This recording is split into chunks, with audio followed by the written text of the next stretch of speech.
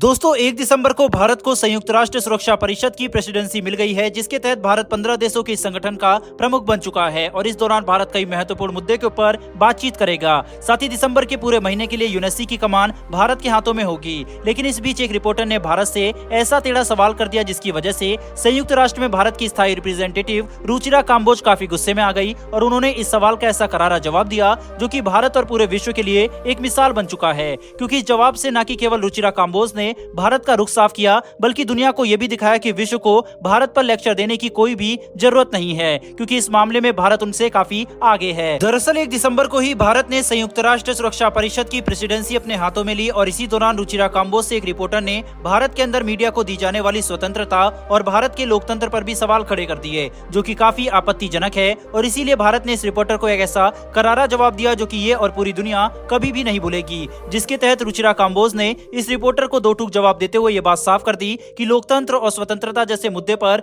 दुनिया को ये बताने की जरूरत नहीं है कि भारत को क्या करना चाहिए, क्योंकि भारत विश्व की शायद सबसे पुरानी सभ्यता है और भारत के अंदर लोकतंत्र की जड़ें 2500 साल से भी ज्यादा पुरानी है। साथ ही भारत के अंदर लोकतंत्र का एक अंश हमेशा से ही जीवित रहा, जिसने भारतीय संस्कृति को उसका आकार दिया। जिसके बाद मॉडर्न टाइम की बात करते हुए रुचिरा काम्बोज ने यह बात कही है कि मौजूदा समय में भारत के पास लोकतंत्र के सभी 4 स्तंभ यानी कि लेजिस्लेचर, एग्जीक्यूटिव, जुडिशरी और मीडिया मौजूद है। इसके साथ ही भारत के अंदर एक बहुत ही स्वतंत्र और वाइब्रेंट सोशल मीडिया भी मौजूद है। साथ ही भारत इस पूरे विश्व का सबसे बड़ा लोकतांत्रिक देश है, जिसके अंदर हर 5 साल पर दुनिया के सबसे बड़े इलेक्शन कराए जाते हैं। लेकिन इन सभी बातों का एक ही मतलब था कि दुनिया भारत को नहीं बता सकती कि हमारे अंदर स्वतंत्रता और लोकतंत्र ठीक से काम कर रहा है या फिर नहीं, क्योंकि भारत खुद ही विश्व का सबसे सफल और सबसे बड़ा लोकतांत्रिक देश है। रुचिरा काम्बोज द्वारा दिया गया यह बयान रिपोर्टर के मुंह पर किसी तमाचे से कम नहीं है, जिससे भारत ने शब्दों के माध्यम से पूरी दुनिया को चेतावनी दे दी है कि उन्हें भारत के लोकतंत्र पर कभी भी सवाल नहीं करना चाहिए। हालांकि अपने आप में ही काफी रोचक बात है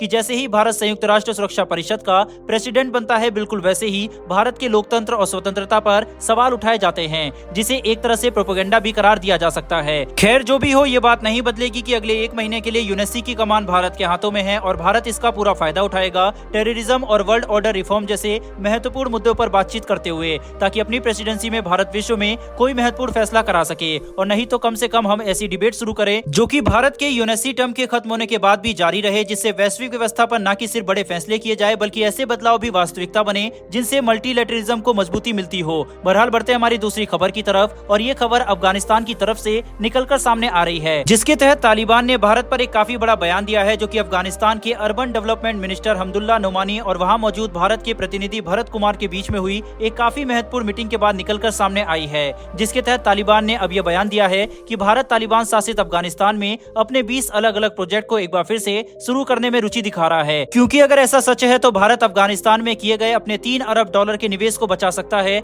जो कि हमारे लिए और अफगानिस्तान के आम नागरिकों के लिए काफी अच्छी बात है। भारत पिछले कई सालों से अफगानिस्तान के अंदर अलग अलग इंफ्रास्ट्रक्चर, हेल्थ केयर और एजुकेशन से जुड़े प्रोजेक्ट में निवेश करता आया है, जिसमें पूरी तरह से भारत की ही फंडिंग लगती है। ऐसे में जब अफगानिस्तान के अंदर सरकार गिर गई और तालिबान का शासन आया, तब भारत ने सुरक्षा कारणों को ध्यान में रखते हुए इन सभी प्रोजेक्ट पर रोक लगा दी थी। लेकिन अब हालात कुछ बदल चुके हैं, जिसके तहत न कि सिर्फ तालिबान भारत के साथ बातचीत में रुचि दिखा रहा है, बल्कि वह भारत के साथ मजबूत रिश्ते भी रखना चाहता है। क्योंकि ये बात तालिबान भी अच्छे से समझता है कि अगर भारत ने अफगानिस्तान में चल रहे अपने प्रोजेक्ट और निवेश को शुरू नहीं किया, तो अफगानिस्तान के पास अपने देश को चलाने के लिए पैसा नहीं बचेगा, जिसका नतीजा ये होगा कि अफगानिस्तान के हालात बद से बदतर हो जाएंगे। खैर, अगर भारत अफगानिस्तान में अपने इन 20 अलग अलग प्रोजेक्ट को एक बार फिर से शुरू करने का फैसला करता है, तो इससे अफगानिस्तान के अंदर रोजगार और विकास तेजी से बढ़ेगा, जिससे धीरे धीरे अफगानिस्तान की आर्थिक स्थिति ठीक होगी। और ऐसा करना भारत के लिए भी काफी महत्वपूर्ण है, ताकि अफगानिस्तान के आम नागरिक आतंकवाद की तरफ खींचे ना चले जाएं और अफगानिस्तान को आतंकवाद के लिए सेफ जगह बनने से रोका जा सके। बहरहाल दोस्तों, इस वीडियो में इतना ही, लेकिन आपके हिसाब से क्या भारत को अपने इस प्रोजेक्ट को अफगानिस्तान में शुरू करना चाहिए या नहीं? अपनी राय कमेंट बॉक्स में लिखकर जरूर बताएं। फिर मिलेंगे ऐसी एक नई वीडियो के साथ। धन्यवाद। जय हिंद।